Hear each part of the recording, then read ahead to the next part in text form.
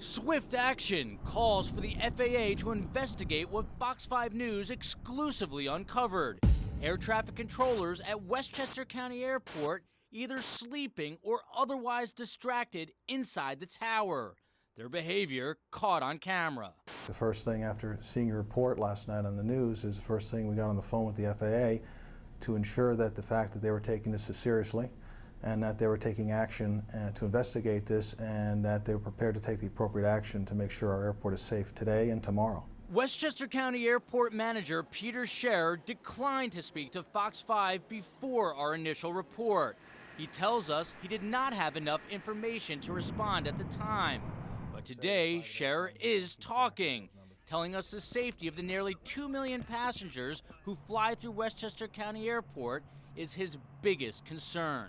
Safety of our is paramount to us. So when something comes up that concerns another agency, which we don't have any control over, we still have control and responsibility to address this with them and make sure that they're taking the appropriate action. The video provided by a source inside Westchester Tower shows up to 10 controllers sleeping and using electronic devices in the tower. Under no circumstances, the FAA says, are air traffic controllers ever allowed to sleep anywhere in the tower. We pressed the FAA for a response to our findings. The agency gave this explanation. An elevator has been broken in the tower since last March. There were no federal funds to fix it. And because of that, the Controllers Union and the FAA came to an agreement to make the back portion of the tower cab a temporary break room. The executive director of the FAA Whistleblowers Alliance is not buying it. He worked at the FAA for 30 years.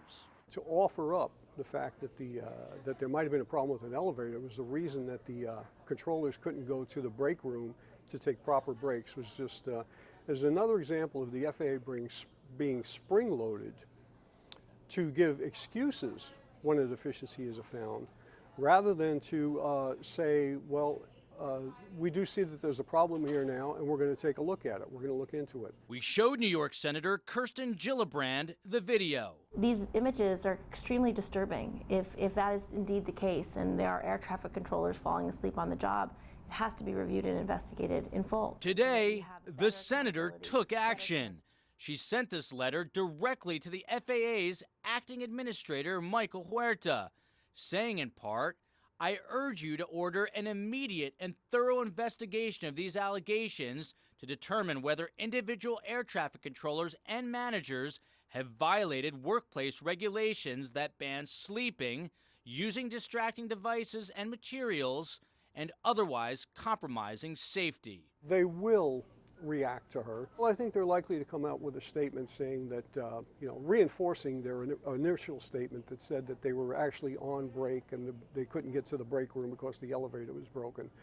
And then they'll probably go on further to say that we've decided to discontinue this practice and we've either fixed the elevator or we've given instructions that the controllers must leave the cab when they decide to take their break. Others want answers too. Westchester County Executive Rob Astorino sent this letter to the FAA, saying, I'm calling on you to conduct a full investigation into the troubling allegations made by Fox 5. The FAA's initial explanation that due to a broken elevator, controllers are allowed to use part of the control tower during their breaks seems totally insufficient.